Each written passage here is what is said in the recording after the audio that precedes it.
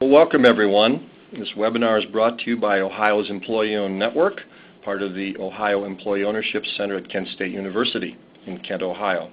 We're a nonprofit training and outreach organization at Kent State, and we focus on ESOP transitions and training. Today we have Sharon Hearn and Alex Mounts of Krieg Devault. Their topic is Key Roles in Your ESOP, the Fiduciary Issues.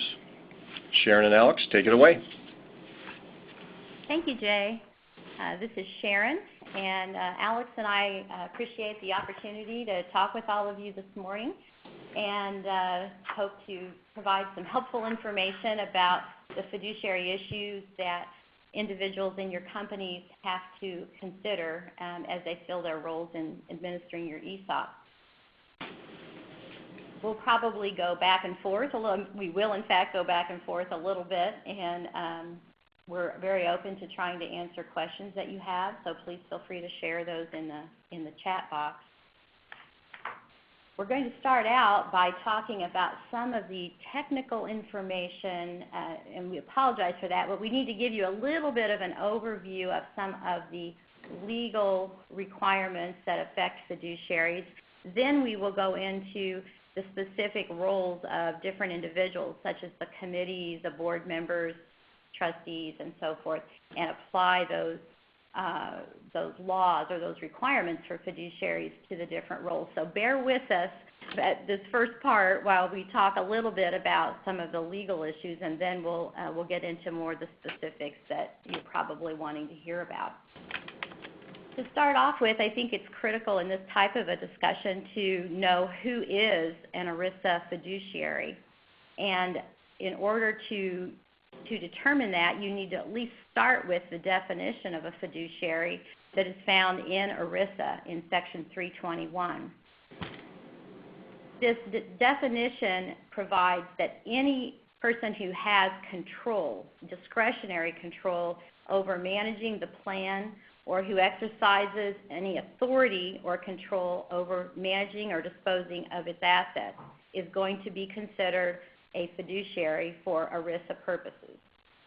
Another way to be considered an ERISA fiduciary is if you are an investment advisor who is giving investment advice for a fee or some type of compensation, even if it's indirect compensation, and if this investment advice is being given with respect to the plan assets.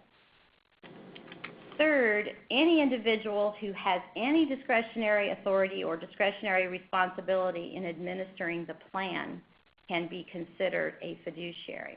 So some of you, the wheels are probably turning, even if you're not a designated trustee. Trustees are, of course, fiduciaries, but other individuals who are involved with either handling the funds of the plan or administering the plan can also be considered ERISA fiduciaries.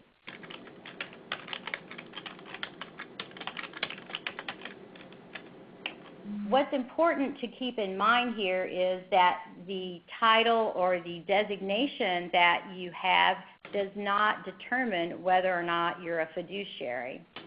So, I mean, you can be called the non-fiduciary committee of the company, but if you are actually taking actions that fall within the definition of an ERISA fiduciary, you will be considered to be a fiduciary regardless of the fact that your title or your designation is that you're non-fiduciary.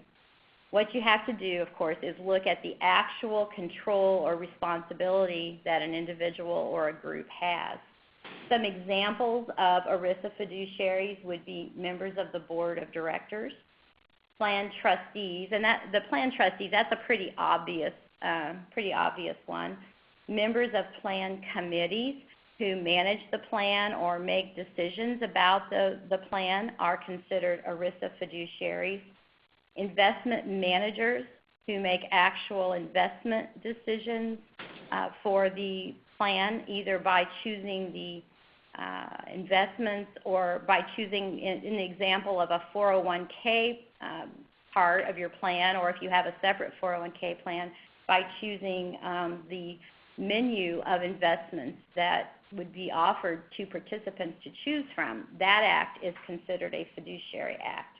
And of course, investment advisors, as we talked earlier. And the courts have been very clear on this, and they are very consistent in taking the position that they are looking at the function performed by the individuals, not at the titles that they bear. So, for example, typically, if you have a third-party record keeper, that third-party record keeper is generally not going to be considered a fiduciary of the plan.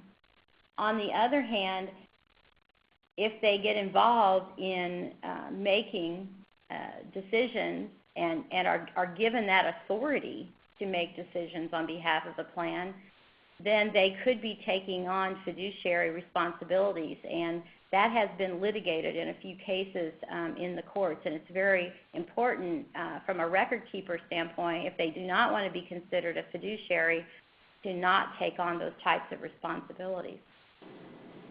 Some of the activities that are considered fiduciary activities would include selecting and appointing other fiduciaries and service providers for the plan. So, for example, selecting the trustee or the custodian who will hold the plan assets, that function is a fiduciary function. Selecting the third-party record keeper can be a fiduciary function. Selecting and appointing the members of the plan committee, selecting financial advisors and investment managers, all of those individuals, the selection process can be a fiduciary function, and so should be undertaken with a due amount of prudence and process and so forth to support that fiduciary action. And as I mentioned before, selecting and changing investment funds is a fiduciary function for the plan.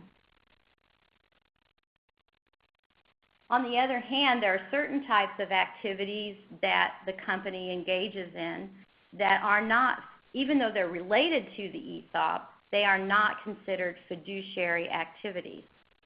And under ERISA, the terminology that's used to refer to these non-fiduciary activities is the word settlor activities.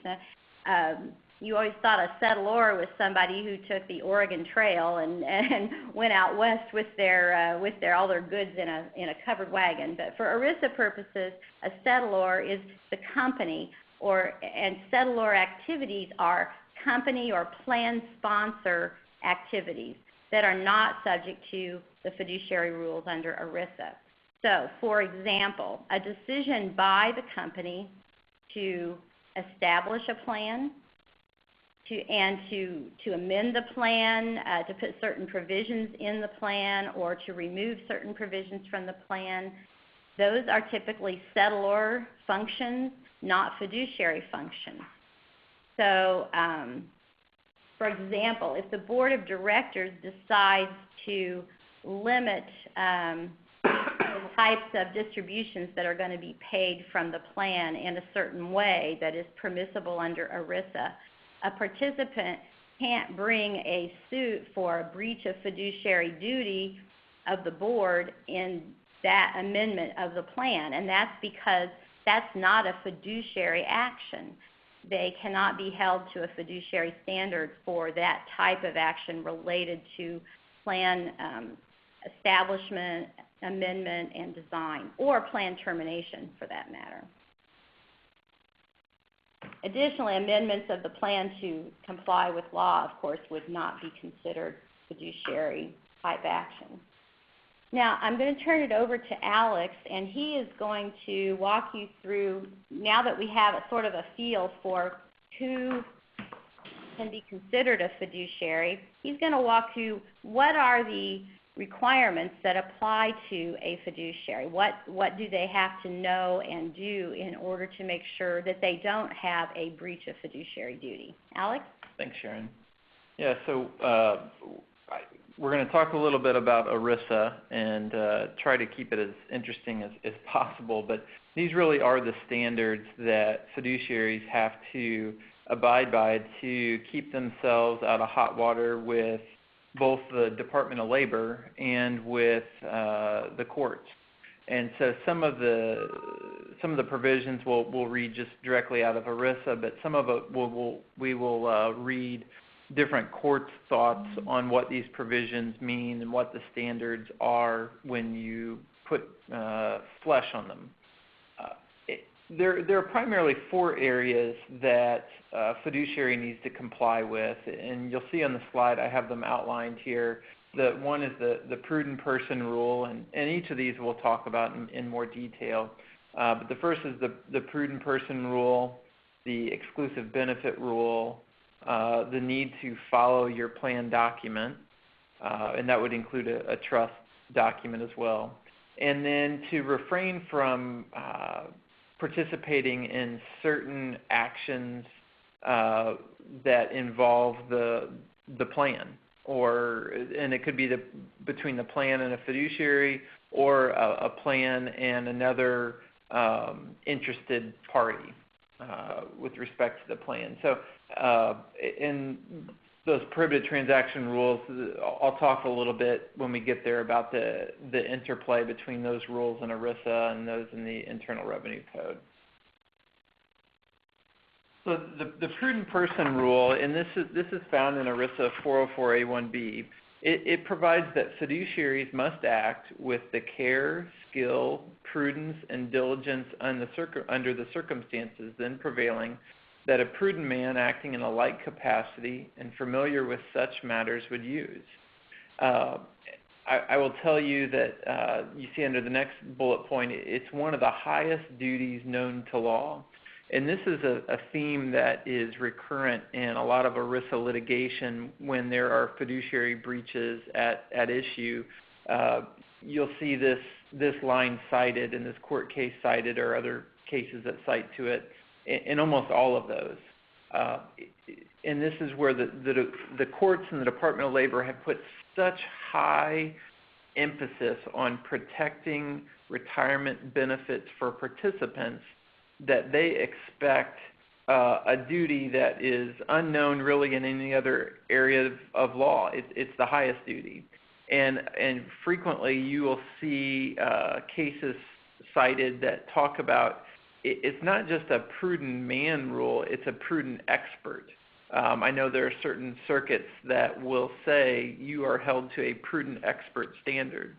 And so that's something for fiduciaries to be aware of, that it's not that they're just trying to do the best that they can, but there's a lot that is expected of them in how they conduct themselves when dealing with the plan and matters related to the plan, fiduciary matters related to the plan.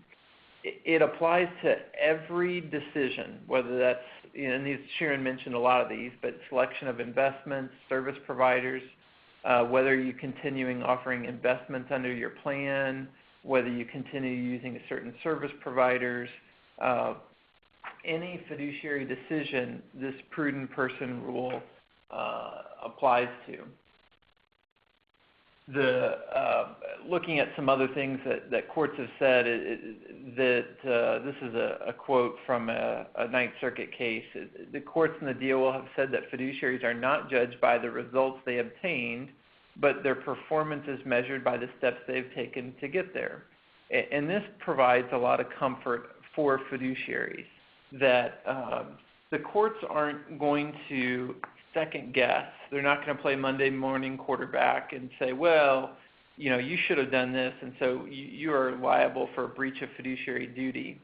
But rather, they're going to look at, did you exercise your duty in accordance with the prudent person rule? And they'll look at the other things like the exclusive benefit rule and so on. But did you do the proper process in evaluating and analyzing? Were you prudent in conducting your diligence? Did you document what your thought process was with respect to that fiduciary decision? If you do that, the courts historically have said, we flat out disagree with you. We think you made the wrong decision here. However, we can't argue with the process that you did. And while we would have made a different decision, the record supports a prudent following of the law. And so there is a lot of comfort to take there. The DOL, I would like to say, is wholeheartedly adopts that approach, but more and more on audits we see the DOL being less deferential, certainly to the extent you have a record that makes them more comfortable. However, we are seeing more second guessing of, especially in the ESOP area, and in particularly in the area related to valuations, second guessing maybe multiples or discount factors or risk factors that you're analyzing, or projections, or so on and so forth. So we have seen a little more second guessing from the DOL. But again, I think the comfort you get is if that goes to litigation, the courts are going to be more deferential where that process is shown in place. And so we have a quote here from Justice Scalia, U.S. Supreme Court Justice, which I think is very illustrative of the court's thoughts on this. I know of no case in which a trustee who has happened through prayer, astrology, or just blind luck to make or hold objectively prudent investments has been liable for losses for those investments because of his failure to investigate and evaluate beforehand. Similarly, I know of no case in which a trustee who has made or held patently unsound investments has been excused from liability because his objectively imprudent action was preceded by carefully investigation and evaluation. So I think that I like that quote from Justice Scalia. So let's go into the exclusive benefit rule. This is found in 404A1A, and the name says it all. Fiduciaries have to discharge their duties for the exclusive benefit of participants and beneficiaries, and for the purposes of defraying expenses of administering the plan. And 403C of ERISA says that the assets of the plan should never inure to the benefit of any employer and shall be held exclusively for the purposes of providing benefits to participants in the plan and their beneficiaries and defraying reasonable expenses administering the plan. So, you know, the takeaway from this slide is don't run away with plan assets, and the decisions that you are making, especially if you have potential conflict of interest issues where you have board members who are considering the plan and they're wearing their ERISA hat as an appointing fiduciary, or you have internal trustees who are maybe also board members. If you're making a decision with respect to the plan, you have to have your plan hat on at that time. And that decision that you're making with respect to the plan can't factor in other things like the impact of the decision on maybe the company or on the community or people's jobs. Your sole focus is what is in the best interest of those plan participants and their beneficiaries. And so this is one area where it can be ripe for conflicts of interest. And again, then you revert back to looking at the prudent person rule. When you're making a decision, if you're wearing multiple hats, when you're making a decision with respect to the plan, you need to make sure you're documenting why you made the decision, why you made the decision you did, and your capacity as a trustee or other ERISA fiduciary, versus why you may have made that a different decision, you know, on behalf of the board. And so it's something that you need to take into account. The third area with respect to this slide is I think participants are fiduciary's duty to look out for the plan expenses, the expenses that the plan have paid, and we know that the DOL has been putting out lots of fee disclosure rules and the expenses of the plan and trying to get a handle on that. But I think this exclusive benefit also is looking at what are your costs associated with the plan. Have you looked at doing an RFP recently for those costs? Just showing you're fulfilling your fiduciary duties about trying to defray expenses of administering the plan and keeping those charges down at appropriate levels. And just to make a quick comment there, that of course is primarily if you're paying plan expenses from plan assets. Although in a 100% ESOP owned company, then it starts to look more and more like if it's affecting the company's assets, then it has a bigger impact obviously on plan assets. So something to keep in mind. The third area is following the plan document, and I know that everybody on the phone has read their plan document and the trust document and the SPD, and you're very familiar with them because if you're a fiduciary, you are required to follow the document. And so I'm confident that everybody on this call has done that, but you may know of others who haven't. And it's something that to be aware of, and it may be worthwhile to dust off a copy of the plan if you haven't read it in a while, and to take a look and just be familiar with it. So that point's made. There's another bullet point there. The overall rule of prudence prevails, and if it's imprudent to follow the plan document, then fiduciaries must not follow the plan document. I'll tell you in practice that's probably very, very unlikely to ever happen. But it's something you get into facts and circumstances, and certainly we've seen situations through the recession a few years ago, and you look at plan provisions and companies are making hard decisions, and so fiduciaries just need to be aware of what their document says. The last area that I'm going to touch on in these kind of four areas here before I talk about some of the legal standards are prohibited transactions. And both the Internal Revenue Code and ERISA both they're nearly identical provisions that deal with prohibited transactions. And those are basically transactions where you have some kind of dealing between a plan and a party in interest or disqualified person, you may hear that term, or a fiduciary.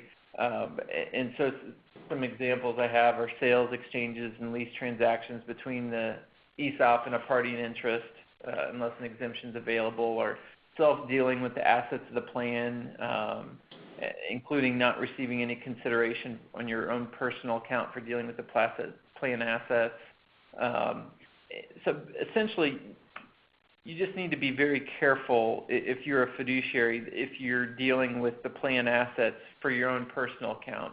And the easiest example I can think of is if you happen to be selling stock to the ESOP and you're also the trustee of the ESOP. Well, clearly there's going to be potential conflict. Well, there is a conflict of interest there, but you need to be aware of the prohibited transactions that take place, and there's rules related to those. And certainly when the ESOP buys and sells stock, there's an exemption for that if you get an updated value as of the date of purchase, if that transaction is between the plan and a party in interest or disqualified person. The Department of Labor is the governmental entity that determines whether or not a prohibited transaction has taken place. But one of the consequences of prohibited transactions can be excise taxes.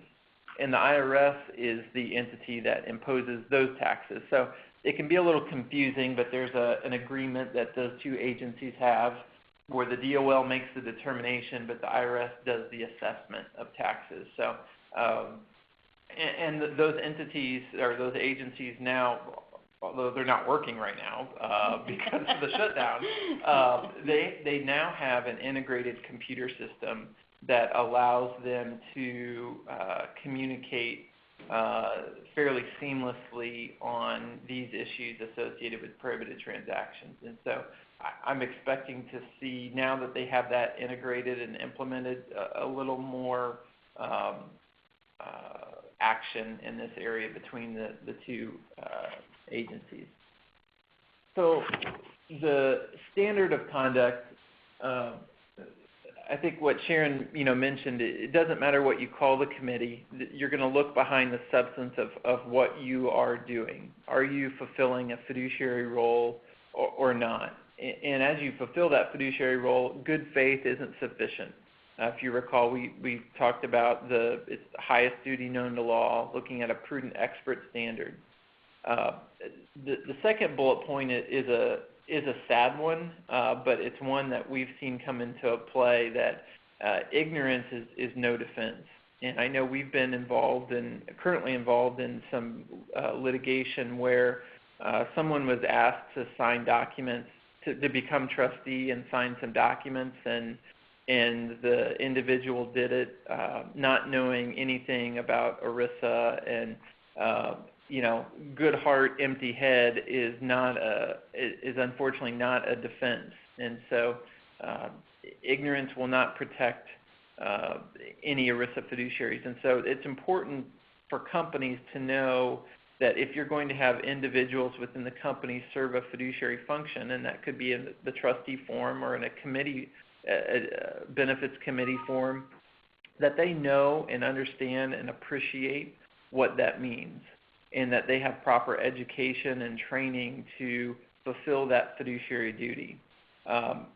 Because they aren't required to know that they're a fiduciary to become one, and they can be ignorant, and that the DOL may give them some leniency depending on the facts and circumstances, but ultimately the courts can hold them liable, and they can be personally liable.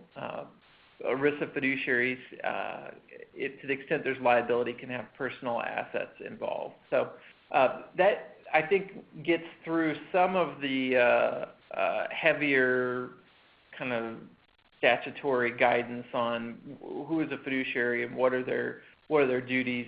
Sharon's going to turn now and talk a little bit about the role of boards of directors, and there's two aspects of this that she'll touch on corporate law and then ERISA. Thanks, Alex. Okay, what is the role of the board of directors? Well, the board of directors is going to be serving under a fiduciary standard that they have under state corporate law.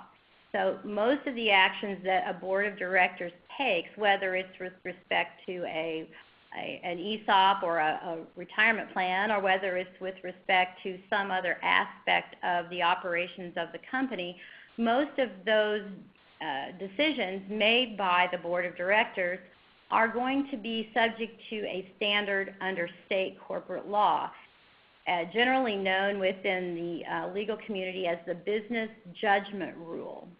And each state's laws can be a little bit different, although they do tend to be somewhat similar. But each state does have a standard that members of the board of directors are held to with respect to their corporate decision-making on behalf of the company. And under the business judgment rule, they are not held to the prudent expert standard that Alex described as the standard for an ERISA fiduciary. As a corporate fiduciary under corporate law, they are held to the standard of a prudent person exercising business judgment, good business judgment. And so it's a lower standard, actually, than the standard that is applied to an ERISA fiduciary.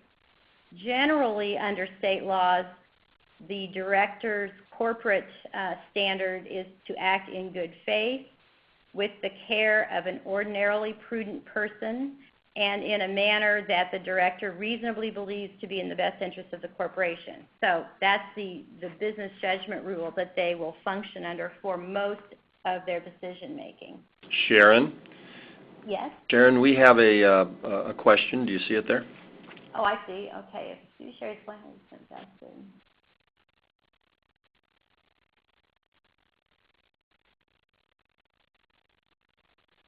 Okay, we have a question from a participant. If a fiduciary is 100% vested and decided to sell back some of their shares of their stock, is that a prohibited transaction?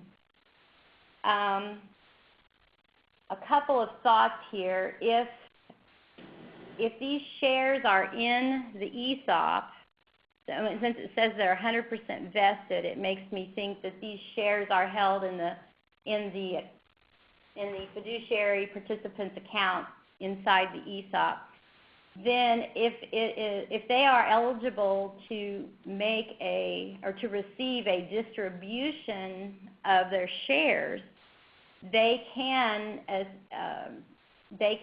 sell them back to or they can be cashed out, I guess, of those shares based on how your plan operates, using the most recent fair market value determined for the ESOP by the fiduciary. However, if these shares are not in the ESOP, or if they take a distribution of the shares and then later decide to sell the shares back to the ESOP, that is a prohibited transaction unless they qualify for an exemption that is available under ERISA with respect to that sale of the shares, which requires that you get the shares valued as of the date of the transaction and various other aspects. So I hope I've answered that question, but it does depend on where those shares are, whether they're being distributed or whether they are shares that are held outside the ESOP. In either case,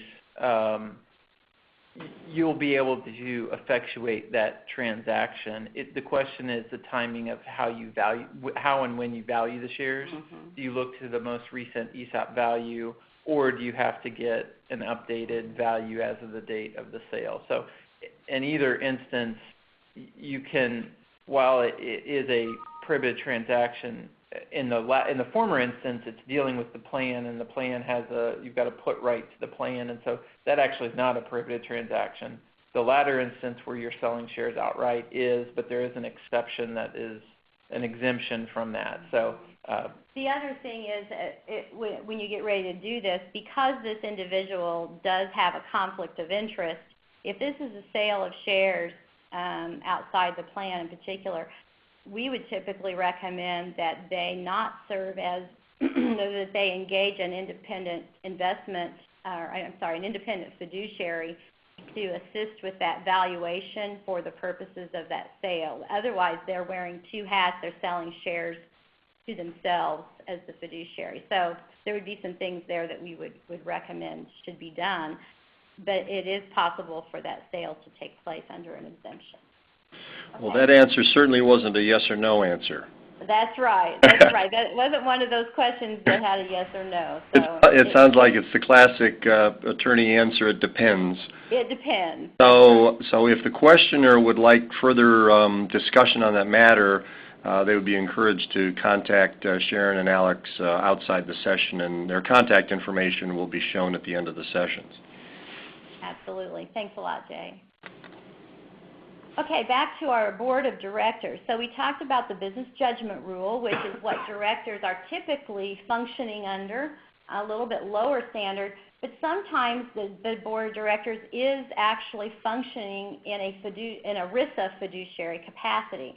And so we want to make sure that when they're taking those actions that they are exercising a perhaps higher level of prudence and a sufficient level of prudence to be able to show that they properly exercise their fiduciary duty.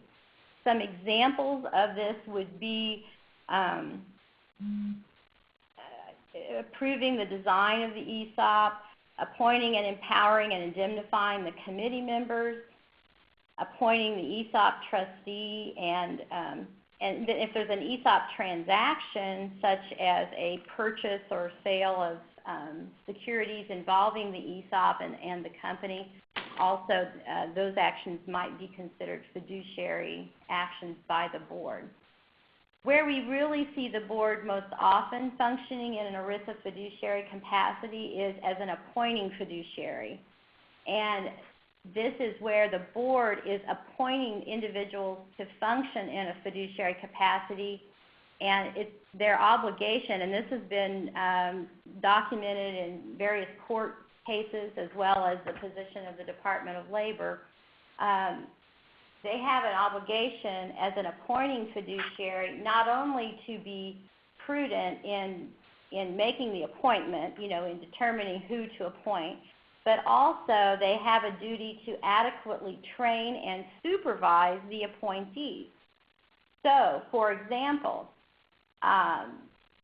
if they appoint a fiduciary, a committee, for example, to handle the administration of the plan, they remain responsible for assuring that they've put in appropriate procedures to monitor the committee's activities. They are also responsible for making sure that the committee has adequate information and procedures and processes to carry out their duties. I'm using the committee there as an appointee as an example, but the same thing would apply to a trustee or other fiduciary that is appointed by the board. So how does the board go about making sure that they satisfy this fiduciary obligation to not just appoint the appropriate individuals, but also to make sure that they monitor their activities and assure that they have appropriate training? Well, there are several examples here on this slide. For example, using an independent investment advisor to advise the committee on how to invest the funds in the plan. You don't always have just company stock. Many plans will, especially S corporation ESOPs that are not 100% owned by the ESOP, will often accumulate a lot of cash inside the plan because they're paying these S distributions for the non-ESOP shareholders to pay their taxes. So if there's a lot of cash in the plan, if the individuals on the committee are not individuals who have training and expertise in making investment decisions for large funds, large amounts of money, it may be wise to get the advice of an independent investment advisor to assist the committee in making those fund selections for the cash portion of the plan. Adoption of a charter for a committee. So if the board appoints an ESOP committee, we often recommend and will assist our ESOP clients with drafting a charter for the ESOP committee. And in that charter, we set out what their responsibilities are and what their responsibilities are not. So it's clear that the committee is responsible for certain types of decisions related to the plan, and they know what those decisions are. The charter will usually also have a requirement that the committee report to the board at least once a year, if not more often, on their activities and on the decisions that are being made with respect to the plan. So a charter can be very helpful both to the board for purposes of monitoring the committee and satisfying their fiduciary duties, and also for the committee to monitor and make sure that as committee members they are properly exercising their fiduciary responsibilities as delegated. The educational aspect is also critical. So committee members or internal trustees, if you have internal trustees, need to be given opportunities to go to conferences, to participate in webinars like this, to learn about the information that they need in order to properly exercise their fiduciary duties. The annual report from the committee, again, protects the board. That's how they monitor the activities of the committee, and it's very important. It should be in writing. Many of these things that we're talking about here, even if you're doing them but you're not documenting them by putting a report in writing or by noting in the board minutes that a certain decision was made or that certain discussions took place, if those decisions are ever challenged or those actions are ever challenged, there is no way to prove that those activities took place. So part of what we as ERISA attorneys do to help our clients is to make sure that they document things so that when it comes down to it, they're able to prove not only did they act prudently, but they can prove that they acted prudently by making the decisions and taking the actions that they did. And finally, purchasing ERISA fiduciary liability insurance, every board of directors should make sure that they have in place an appropriate fiduciary liability insurance policy. And this is different from the bond that you're required to have. This is actual insurance, and so it's very important to make sure that you have that in place. Sharon, you do have another question, Sharon. Okay.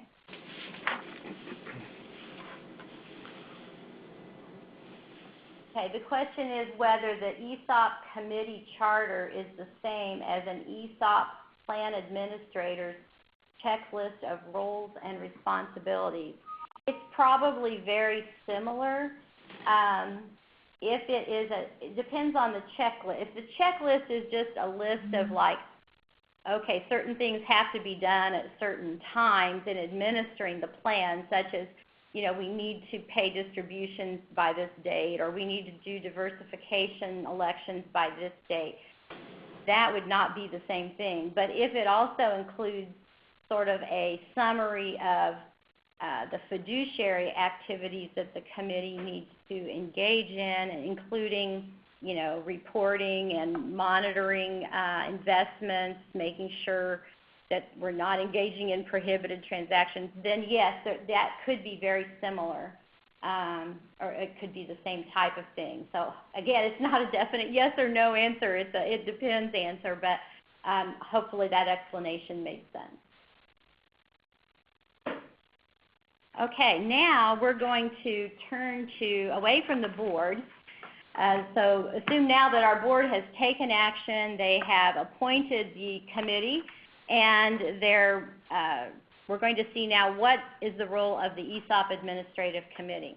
And Alex is going to take us through that. Yeah, thanks, Sharon. So not every client that we've worked with has an administrative committee. Sometimes it will, the board serves as the plan administrator, but very often we will see plans that do have a benefits committee or administrative committee or plan administrative committee, called a lot of different things. And certainly with our clients, we work with them in putting in a committee. And this committee has a couple functions. One, it makes design recommendations to the board of directors on how to design the plan. It works with the communications committee, if the company has one, to work with employees to help foster an employee-owner culture through communications.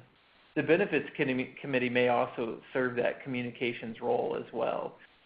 If you do have a communications committee, I did want to point out that's not necessarily a fiduciary role. That's just telling participants about the plan and what it means. It isn't necessarily a fiduciary function. And so there is a distinguishing feature between those two.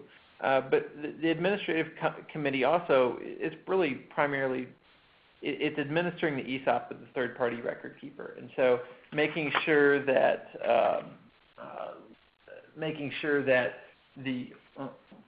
got ahead of myself there.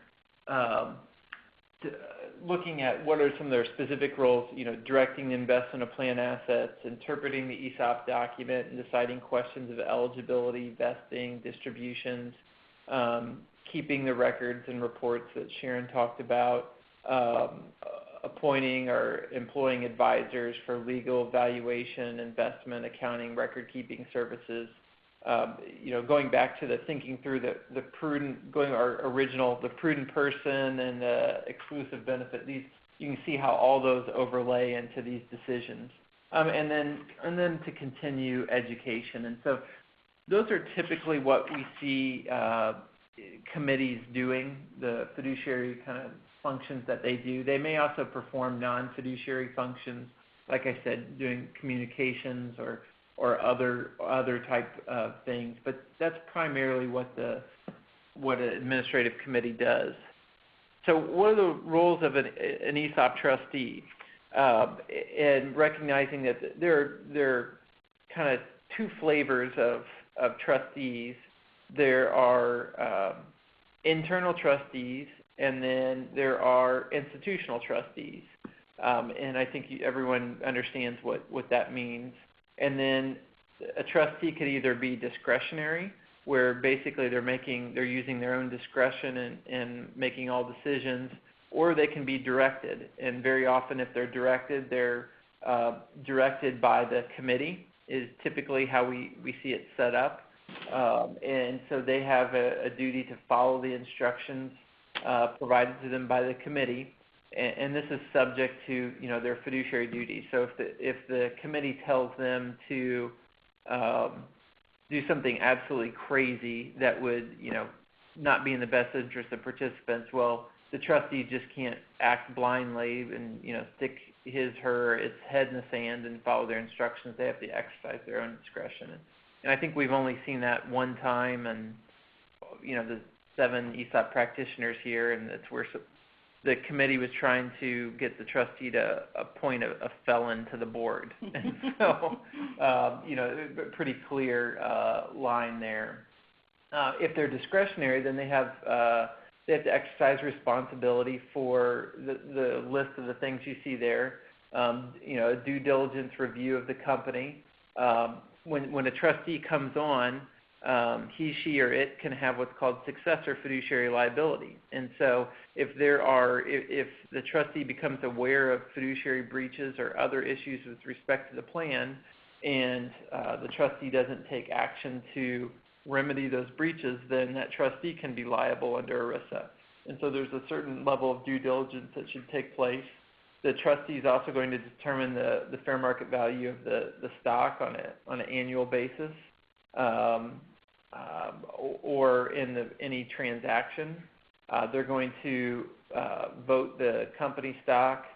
They're going to invest assets of the ESOP trust. And then if there's a transaction between the plan, the trustee is going to negotiate a purchase price for stock with the sellers. And then they're also going to be looking at the feasibility of the transaction, the stock valuation, the financial fairness of the structure of the transaction to the plan. Those are all roles that a trustee plays, and they're all very important roles.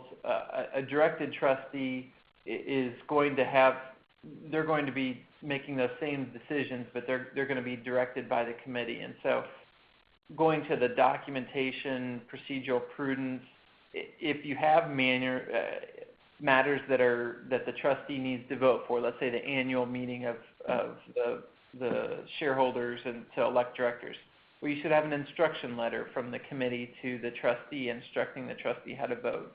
You need to think through that documentation of the trustee, and the trustee is going to want to have that direction in writing from the committee for their file, and then the committee wants to have that direction as well to show that they've exercised their fiduciary duty. So there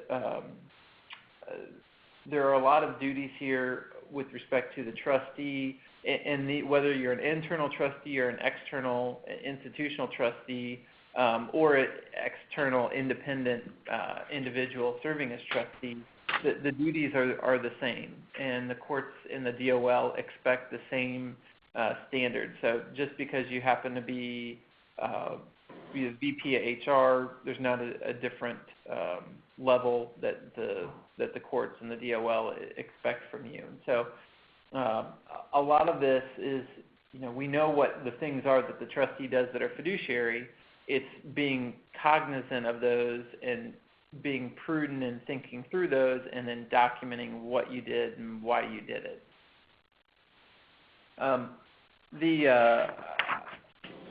Some of the other things here that can come up are fiduciary conflicts. And Sharon and I were just trying to think of some things here that we kind of at the end of things that we see that come up in a fiduciary capacity, and especially you have internal people and external people, and you get smaller companies, and there's just not as many heads to go around to fulfill roles. It's important to be cognizant of when fiduciary conflicts can come up, and this usually happens most frequently when you have individuals who serve an ERISA fiduciary function, and then they're also on the board. And as I talked about before, the importance is recognizing when a conflict exists, if it's appropriate to seek independent advice, and Sharon talked about that with respect to that question on the sale.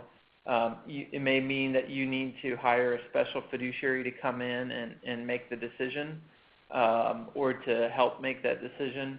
And then once you've identified the conflict or you've sought independent advice, then you need to document what steps you took to address the conflict. One area that this is that I come across quite a bit is you'll have a joint meeting of the board and trustees, and there will be a set of minutes from that meeting. And it's not clear what was decided in a corporate board function, what was decided in a ERISA fiduciary function, and so it's important to segregate those minutes, to have them separate, have a clear distinction of what was discussed and when. The important thing is to be aware of it. Mm-hmm. Be aware it exists, and then address it. And don't just bury your head in the sand, because the Department of Labor, when they audit, they're going to ask to see trustee minutes, committee minutes, board minutes, and they care about these things, and they sort through these things whenever they're conducting their audit.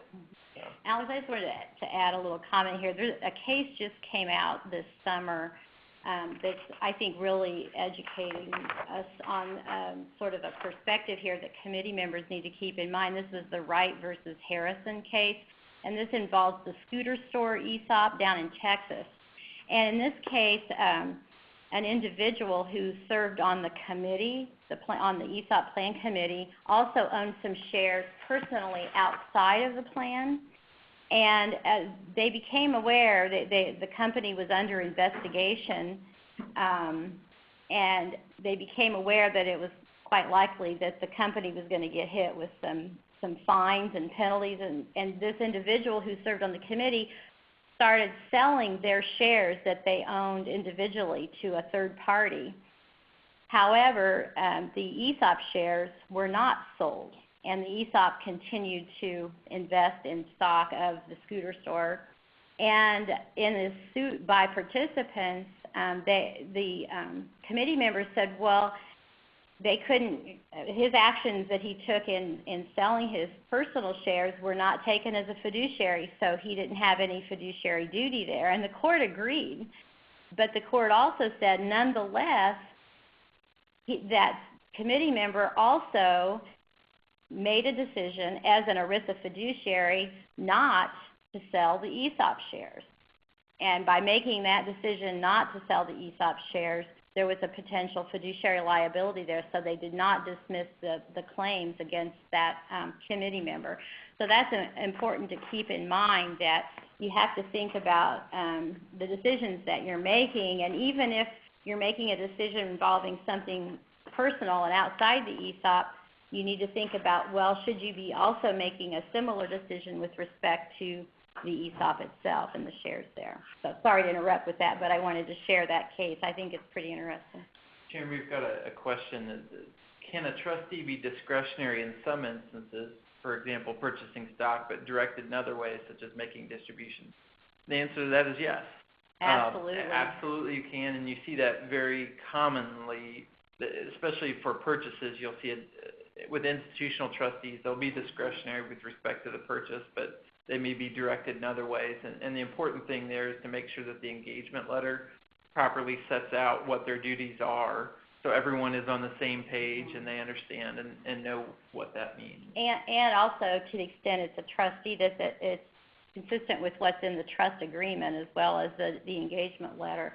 We often see ESOPs where there's an independent trustee who has discretion for determining the value of the stock, but they're directed with respect to voting and other types of investments for the plan. That's very common. I think Sharon's going to turn now, and we've got, I think, 2 more slides here to touch on. I know we've got 3 more minutes, and so we want to make sure we get everybody done on time. But just 2 more things we wanted to touch on, and then we can open it up for questions. Okay, on this slide, we just listed some of the things that need to be in place in order to properly protect the fiduciaries. The fidelity bond, which is required under ERISA, needs to be in place, and you need to make sure you have the proper amount under the bond for ERISA purposes. That's something the Department of Labor always looks for when they come in to audit. But more importantly than that, I mentioned this before, is fiduciary liability insurance. so that if there is an action taken and it ends up resulting in liability, there's insurance in place to cover that liability, because you can have personal liability here, and if there's not sufficient fiduciary liability insurance, then that may come out of your own pocket as an ERISA fiduciary. Also, you need to carefully look at indemnification provisions. We typically advise that the company should have resolutions in place that specifically provide that the committee members are going to be indemnified with respect to actions that they take in their capacity as committee members. If there are other agreements in place, like for example, a trustee will want to have appropriate indemnification language included in the trust agreement. The other thing that you can do to protect the fiduciaries is to engage well-qualified advisors. Don't just hire your brother to do the valuation because he's an accountant and you feel obligated, or you don't just hire your best friend to do the record keeping because their firm does a lot of 401k record keeping, so surely they can do your ESOP. ESOPs have a lot of different issues than 401k plans do, so you need to go through a prudent process in taking those types of actions and make sure that you have appropriate and well-qualified advisors in place. We included a slide here with just some difficult fiduciary situations. To the extent that we ran over time, we were going to try to go through some of these issues a little more specifically, but since we don't have a lot of extra time, I think what we'll do is open up for more questions and see if we can help you out. And if you do have questions that you either we don't get to, or that you want to follow up with us on individually, our contact information is here, and we would be more than happy to assist you with those. Right, Sharon. We're just about out of time, but let's take a couple minutes here. If anyone has a last-minute question that they have thought of, just enter in the chat box, and Sharon and Alex, I'm sure, will extend for a few minutes. And while you're doing that, I have a quick one. I have a couple of them, but say I'm in a manager in an ESOP company, could be even a mature ESOP company. I've been to some of these training sessions before on fiduciary issues. I thought I understood them, but maybe I was a little confused, and I've discovered that one of my employees who is in a fiduciary position has violated the law at some point in the past. What do I do? What would be my first steps? Yeah, so if you are aware that a fiduciary breach has taken place, then and if you're in a fiduciary role, you have a duty under ERISA to take steps to remedy the breach. And so it would be looking at what's the appropriate recourse. Obviously, if someone absconded with funds, then there's a host of things that you need to deal with, and that could be going through your fidelity bond, or certainly alerting the board, or if there are criminal things that need to get involved, then you have a duty to go that way. If it's something, hopefully and usually something less extreme as that, probably unintentional. It's working with advisors to figure out what impact did the plan have as a result of that fiduciary breach. And so if that means additional contributions need to go in, or you need to redo allocations in the ESOP, or you may need to do a correction filing with either the IRS or the Department of Labor. I would say it's working through with your advisors, what is the impact of this on the plan, and what do we need to do to get it corrected. We've actually seen a situation like that very recently, where the person who took over running the company after a sale by the owner, the stock was sold to an ESOP, and this person resigned and went on his way. And then the new president of the company, each year they would get their stock valuations, and he was looking at these valuations and thinking, this didn't seem right. So they engaged an outside firm to come and review the valuation and determined that the valuations were not being done properly, that the stock had been overvalued, and they went back and they determined that the stock had even been overvalued on the original sale transaction. And so they had to go back and recover funds from the individual who had sold the stock to the ESOP in order to correct that fiduciary breach. They also did a voluntary fiduciary correction filing with the Department of Labor and got that approved that way. But they did bring in advisors to look at that and help resolve that issue. Had they not done that, and had it been detected by the Department of Labor or participants down the road, they could have been subject to joint fiduciary liability or co-fiduciary liability because they knew about it and did not get it corrected. Great. Thanks, Sharon. Mm-hmm. Another chat that just came in, and we usually get this question: will the presentation be made available for the participants? And the answer to that is yes. Do it in a couple of ways. Send a quick chat, and if we can catch that chat, we will identify you and make sure you get a copy. The other is you'll be getting a chance for feedback. You're automatically sent a feedback form via email, and you can just indicate on that you'd like a copy of the slides, or you can contact Sharon and Alex directly, and they can distribute the slides after the session. So that's a definite yes. I have just one other thing, and I don't want to spend too much time, but those of you that know me know that culture is near and dear to my heart, and Sharon and I just were discussing this just prior to the session, and that's the relationship between the clarity on fiduciary obligations and law, the topic of this session, to the development of good culture in ESOP. If you're trying to build a good, strong ownership culture in your ESOP company, helping your ESOP participants, all of them, understand roles and responsibilities is very critical. And any confusion over who does what, who is responsible or accountable for what, adds to that confusion. It's not only a legally risky thing, okay, as we found out here, but it can also affect your culture development efforts. So I don't know, Sharon, Alex, if you have any comments on that. Yeah, no, I would agree. If your employees don't understand what they're asked to be doing, that from an employee communication standpoint can create a lot of tension and awkwardness and mistrust, and then that spreads as they talk to other employees. And so I think being on the proactive side of things, of having charters where people understand what they're doing, having education programs, all of that goes to help build trust. It helps them do their job better as fiduciaries. It also gets them more ownership into the ESOP and what it means.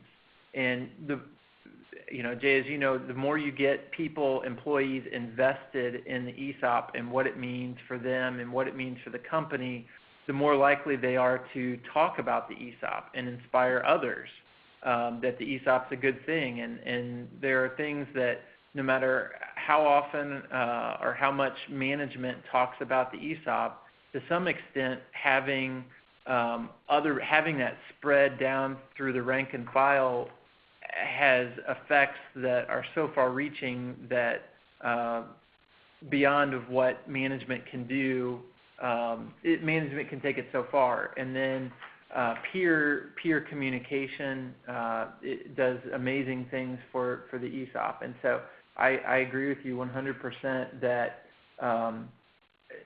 this is an element of culture. It really is an element of culture. Good. I totally agree. Thanks.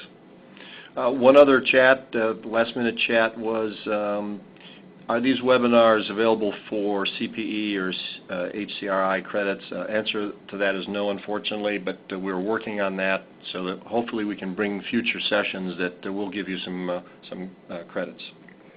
With that, I want to thank everybody for attending. Don't hesitate to contact Sharon and Alex. I want to thank them. very much. I thought it was a great presentation with a lot of content. We're going to archive this session, as I said, for future viewing over our website, so you can look at it again. And see our website for other information on future events. Let me... Thank you. Please stand by.